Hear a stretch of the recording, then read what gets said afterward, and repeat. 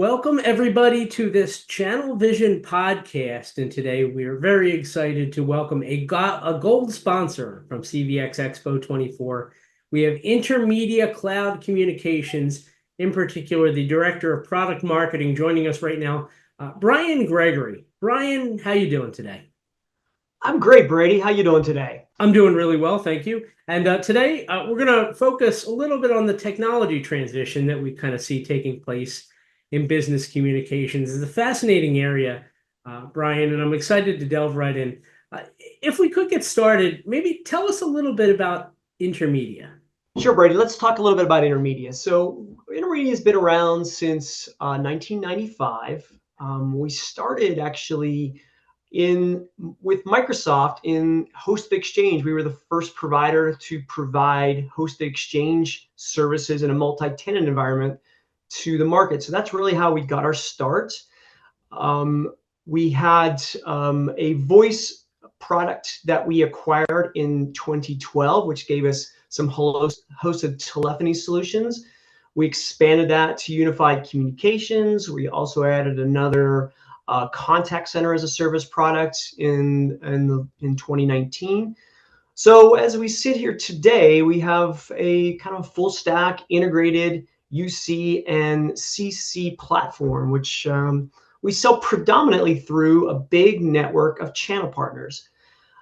Intermedia predominantly goes to market through those channel partners. So we have a solid base of business, probably pushing $400 million in run rate revenue. We have super low churn, which I think is a testament to the product and how we deliver customer care. And I think one of the things that we do really, really well is service that channel partner. And my focus is the service provider aspect of that, which are communication service providers that are looking at new models for delivering unified communications and contact center services to their customer base. Well, that's really exciting, Brian. Can you talk about some of the options that service providers have as they kind of look to new technology partners? Yeah, I mean, we have this really interesting dynamic that's going on in the market where the service provider community, with the sort of exit of, I should say, what Microsoft and Metaswitch are doing, along with what has happened with Cisco and BroadSoft, has really thrown this market into a bit of a turmoil. And we have a lot of service providers that have sold business telephony based on these two platforms, now looking at new solutions. So I think there's five kind of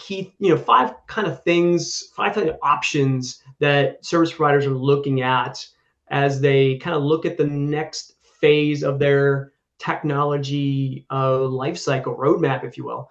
One is kind of status quo. We're seeing this with, particularly with a lot of these Metaswitch accounts that have made big investments in their network-based capabilities. I mean, they want to keep that alive for as long as they want, or maybe they're looking to bolt on like a soft phone or a new front end to the platform.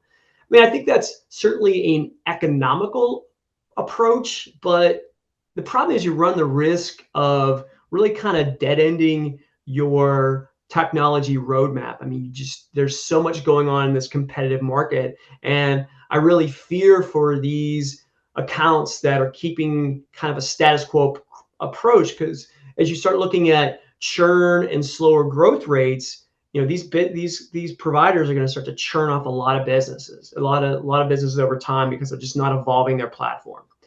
Another option is to potentially replace that feature server with a new feature server. And I think that is a well-worn solution for service providers to kind of have this capability in their network. It's, they have the people, they have the support staff that knows this kind of methodology.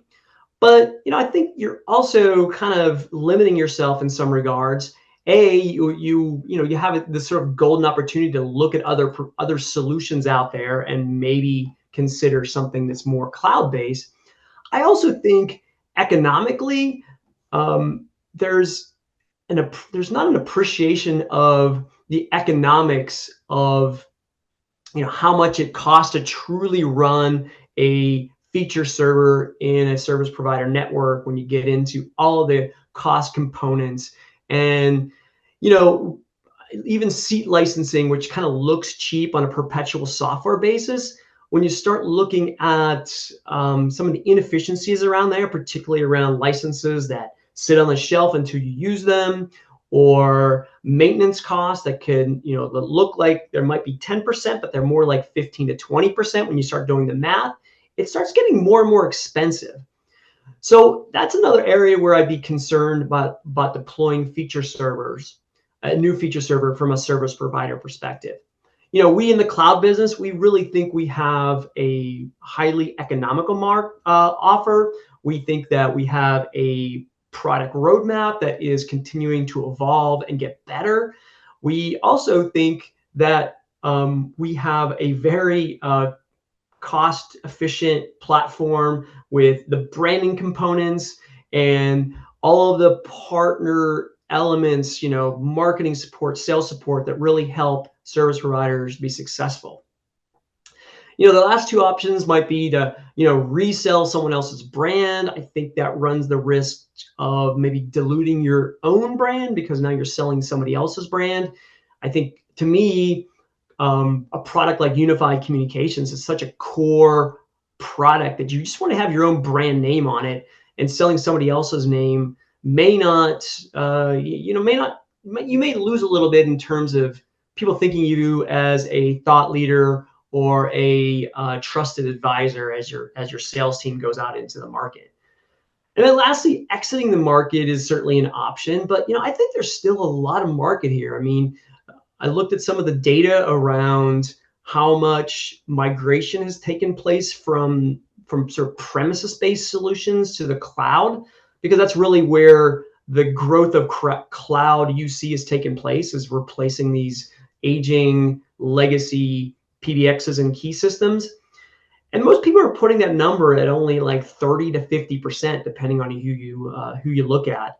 So there's still a lot. This is not a zero-sum game. There's still a lot of market left to take, and all these prem-based solutions are going to start to age out, and there's still a lot of market out there that service providers can take advantage of. So as I think you should start looking at these options, I mean, we feel strongly at Intermedia that going to a white label cloud provider provides the sort of the best economics, the best branding flexibility, and lets you focus on what you do best. You can continue to support your customers and sell, support, bill, all those relationships that you've had historically continue into the future. We just do everything behind the scenes to help you drive success. Okay, and now you mentioned, some of the M&A activity, and obviously, Intermedia is in a very competitive market, and there are a lot of really big companies that they face every day. What are some of the things that Intermedia does that kind of separate it from the rest of the pack? Yeah, I think there's I would run through a couple of things. I mean, we have, like I said, we have two parts of our business. We do have a direct to business, plus we have a large channel presence where we sell through MSPs and VARs and service providers. So we are out in the market competing and winning against the likes of Zoom and Teams and RingCentral every single day. So we have to be very nimble on our product developments. We have to be very good in how we provide tools to, deliver quotations and help our partners do installs. But I would kind of rattle off a couple of things that we do really well, just relative to thinking about adding new and better functionality into the portfolio. One big one is how we've integrated our UC and CC solution, our contact center solution. We don't really, even though we do have customers that kind of do monolithic contact center, most of our customers have 10, 20, 50, 100 seats of contact center, and they want that integrated back into the rest of the business. So we've spent a lot of effort in the UC and CC integration such that you can kind of move seamlessly between those two products. They're not stovepipe. They're very integrated and seamless. Secondly, we've done a lot of work in our business intelligence, what we call business intelligence, which is really an archiving platform for, both, I'll call them regulated industries like finance and healthcare, as well as other industries that just want to retain all of the communication aspects that they have in their business. So when obviously phone calls, video meetings, SMS, uh, Teams chat we're adding later here, Teams meetings we're adding, email, all of those different communication streams can be archived and easily retrieved by the business. So we see that as a big, it's a benefit to the service provider because it's a nice, ARPU kind of add-on to their sale, and it's a big benefit to the end customer that it now gets a really powerful platform that they can retrieve and look back at all the communications that's going on within their business. And then lastly, I would cite our development around artificial intelligence, and like all of our peer competitors are really heavily invested in AI. We've integrated into both the UC and CC sides of the house. One of the things that we've looked at is how we can take complicated communication streams, particularly a contact center call that lasts 10-15 minutes, and how you can summarize that into a paragraph. Or if you had a meeting in your unified communications video meeting, or just a regular old conference call, and how you can summarize that meeting, which might have been an hour, into a summarization of the meetings and 2 or 3 action items. So we've been rolling out these tools that just help businesses be more productive using AI, and it's just a huge area of a focus for us and investment. So I think we've actually done a lot already, and there's just more to come, and just how we can make AI a better tool for end customers to just be more productive and efficient. Well, it sounds like a lot of really great things going on over there at Intermedia. Brian, you mentioned specifically UC and CC. I know there was a big announcement recently talking about how Intermedia was taking over NEC's UCAS offer. Um, could you talk a little bit about that? Yeah, so that's a big, big announcement for us that we just made last week. And, it's really around um, what NEC has kind of decided to do in their first, starting with their premises business. So earlier this year, NEC decided to basically exit their premises, their hardware-based PBX business globally, with the exception of a couple of markets in Japan and I think another one in the Far East. But we fortunately were the white label provider for NEC's Univerge Blue solution. So that was their cloud-based solution. So we were like the under the hood white label solution for NEC. So when NEC decided to get out of their premises-based business, it had a lot of these partners kind of questioning, what their next steps were, and we just decided to work with NEC and kind of pitch the idea of potentially having these NEC partners become intermediate partners. And we were able to work out an arrangement with NEC. So, what's going to be happening over the next 6 months to a year is the NEC partner base that's out selling both hardware and cloud-based solutions will become Intermedia partners selling an Intermedia branded solution. So we're really excited about adding these NEC partners into the Intermedia family, and it's just going to be another way to grow our partner base and just continue to roll out new and better things to the market. So we're really, really excited about it. All right. And as I mentioned at the beginning of the podcast, Intermedia, it will be a gold sponsor at CVX Expo this November in Scottsdale, Arizona.